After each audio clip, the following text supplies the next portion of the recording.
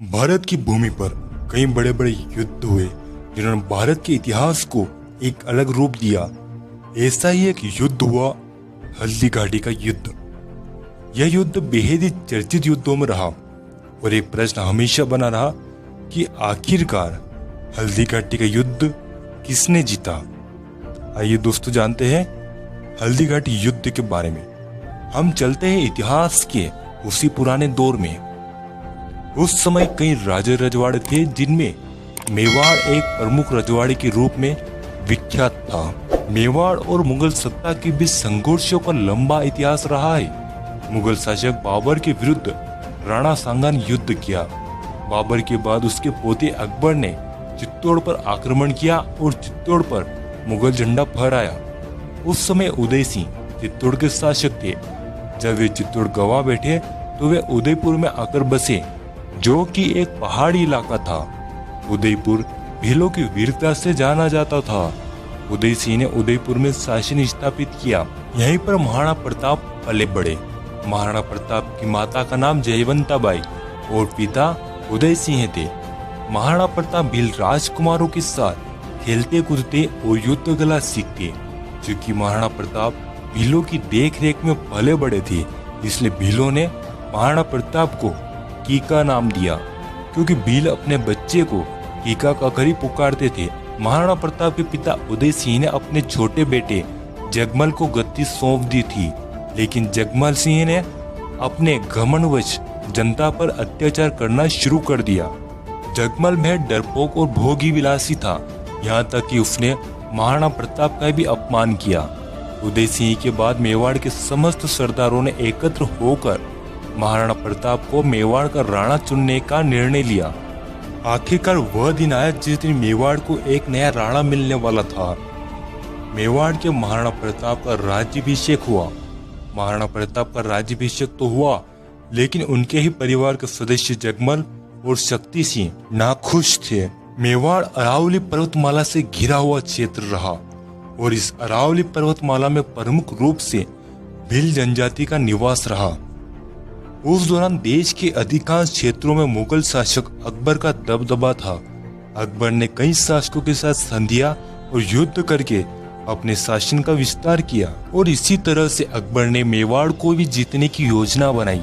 अकबर ने पहले महाराणा प्रताप को संधि पत्र भिजवाए कि महाराणा प्रताप अन्य शासकों की तरह मुगलों से संधि कर ले। मुगलों के साथ सबसे पहले आमेर के राजा मान सिंह जा मिला। यह वही मान सिंह था जो अकबर के प्रमुख सेनापति बना, लेकिन अकबर की संधि महाराणा प्रताप को मंजूर नहीं थी। भला स्वाभिमानी महाराणा कैसे मुगल संधि स्वीकार कर ले। ऐसा नहीं था कि महाराणा प्रताप को केवल अकबर का ही सामना करना था, उन्हें अपने परिवार और रिश्तेदारों का भी सामना करना था। दरअसल मेवाड़ की सत्ता महाराणा के भाई जगमल को भी चाहिए थी, लेकिन जगमल मेवाड़ का शासक नहीं बन पाया।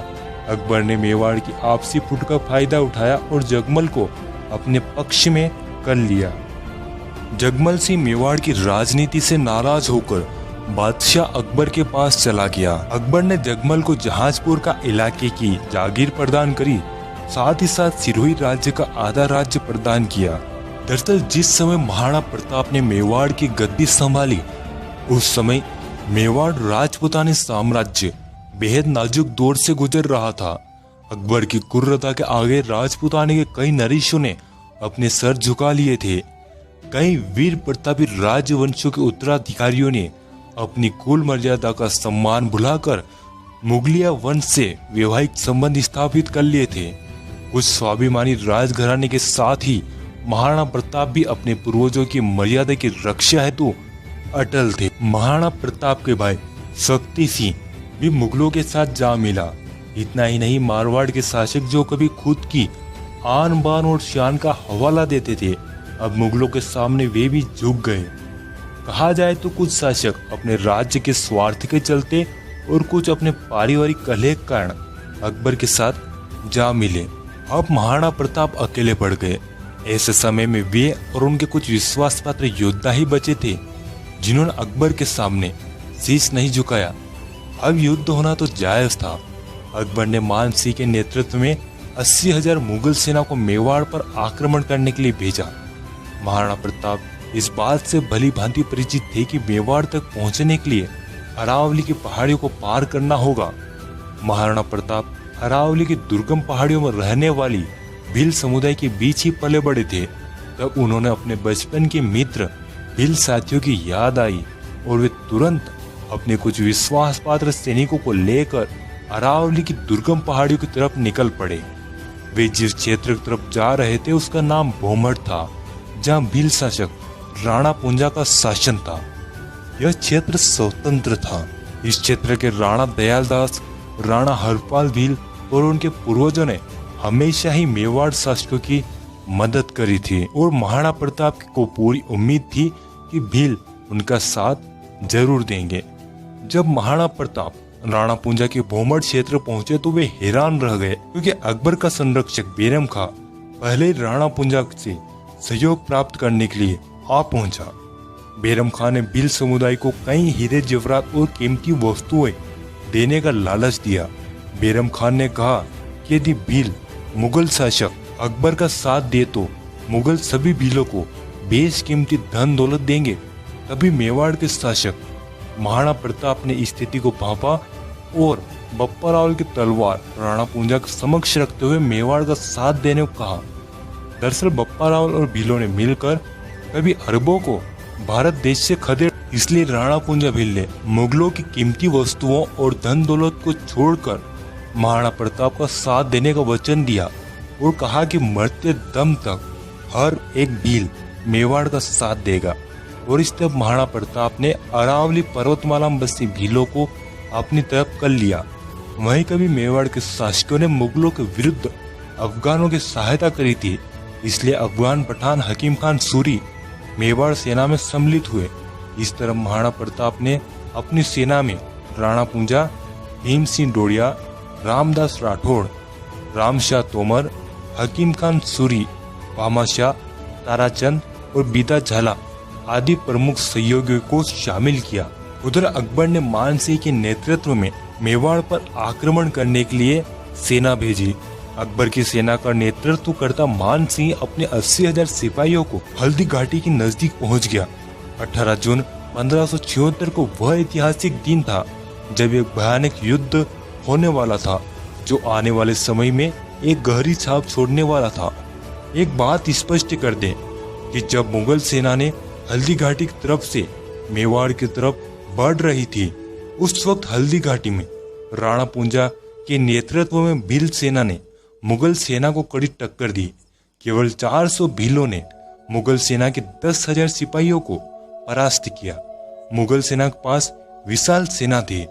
इधर महाराणा प्रताप के नेतृत्व में 20,000 मेवाड़ सैनिक और 400 से ज्यादा भील धनुर्धारी युद्ध के मैदान में उतरे। हल्दी घाटी पतला दर्रा था। 20,000 सिपाहियों के सामने 80,000 सिपाही खड़े थे। मुगल सेना के पास गोला, बारूद और बंदूकें थी। साथ ही साथ मुगलों के पास तोप थी, जिन्हें वे ऊंटों पर लाद कर युद्ध के मैदान में लाए थे। वहीं दूसरी तरफ मेवाड़ सेना एक तो पहले ही संख्या में कम थी और ऊपर से उनके पास हथियारों की कमी थी। लेकिन मेवाड़ी सेना में आत्मविश्वास था।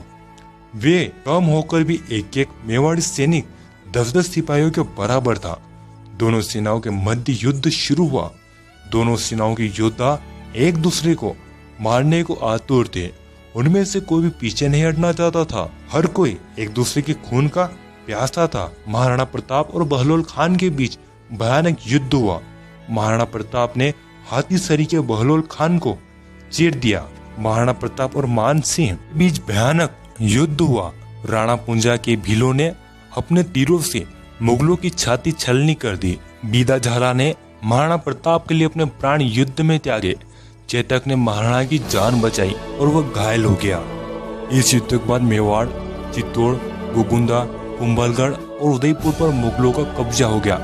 सारे राजपूत राजा मुगलों के अधीन हो गए और यदि कोई अधीन नहीं हुआ तो वे थे महाराणा प्रताप। हल्दी घाटी युद्ध के बाद महाराणा प्रताप भीलों के साथ भोमट क्षेत्र में ही रहे, जहां राणा पुंजा भील ने महाराणा प्रताप की हर संभव सहायता करी। ऐसा कहा जाता है कि इस युद्ध के अगले 21 सालों तक महाराणा प्रताप ने भील समुदाय के साथ मिलकर मुगलों के विरुद्ध संघर्ष किया। राणा पुंजा की भील सेना मुगल सेना को लूटने में कोई कसर नहीं छोड़ती थी। कोई भी मुगल यदि भोमर क्षेत्र से होकर गुजरता था तो वह भीलों से बच नहीं सकता था। महाराणा प्रताप ने कभी मुगलों के सामने घुटने नहीं टेके। प्रताप की वीरता ऐसी थी कि उनके दुश्मन भी उनके युद्ध कौशल के कायर थे। उदारता ऐसी कि दूसरों की मुगल बेगमों को सम्मानपूर्वक उनके पास वापस भेज दिया। इस योद्धा ने साधन सीमित होने पर भी दुश्मनों के सामने सिर नहीं झुकाया। यह दुद्दा भील नामक बालक का नाम लेना बेहद जरूरी है। जब महाराणा प्रताप उनकी पत्नी और उनका नन्हा बालक अरावली की पहाड़ियों में थे, तब दुद्दा नामक नन्हे बालक ने आदम्य साहस का परिचय दिया। उसने अपनी थाली में माँ द्वारा परोसी गई रोटियां हाथों में पकड़कर महाराणा प्रताप की तरफ दौड़ पड़ा। वह चाहता था कि वह खुद महाराणा प्रताप और उनके परिवार को भोजन कराए, लेकिन बदकिस्मती मानो कि जंगल में बाहरी आक्रमणकारियों ने उस नन्हे बालक का एक हाथ काट दिया। लेकिन फिर भी वह वीर बालक दुद्दा भील खून में लथपथ रोटियां लेकर महाराणा प्रताप की तरफ दौड़ा चला जा रहा था। आखिर वह अरावली की ऊंची पहाड़ियों पर चढ़ ही गया और उसने महाराणा प्रताप के हाथों में रोटियां देकर कहा, भोजन करिए। महाराणा प्रताप ने दुद्दा को गले लगा लिया। महाराणा प्रताप की आंखों में आंसू थे। उस बालक ने महाराणा प्रताप की गोद में ही प्राण त्याग दिए। सोचिए वह दृश्य कैसा रहा होगा। महाराणा प्रताप ने भील समुदाय की सहायता से अपने खोए हुए किले पुनः प्राप्त किए। उन्होंने दोबारा मुगलों पर आक्रमण कर मेवाड़ को स्वतंत्र कराया। भील राणा पुंजा के सहयोग के चलते महाराणा प्रताप ने मेवाड़ चिन्ह में उन्हें प्रमुख स्थान दिया। अकबर ने महाराणा प्रताप के बारे में कहा था, इस संसार में सभी नाशवान है। राज्य और धन किसी भी समय नष्ट हो सकता है, परंतु महान व्यक्तियों की ख्याति कभी नष्ट नहीं हो सकती। पुत्रों ने धन और भूमि को छोड़ दिया, परंतु उसने कभी अपना सिर नहीं झुकाया। हिंद के राजाओं में वही एकमात्र ऐसा राजा है अपने गौरव को बनाए रखा है।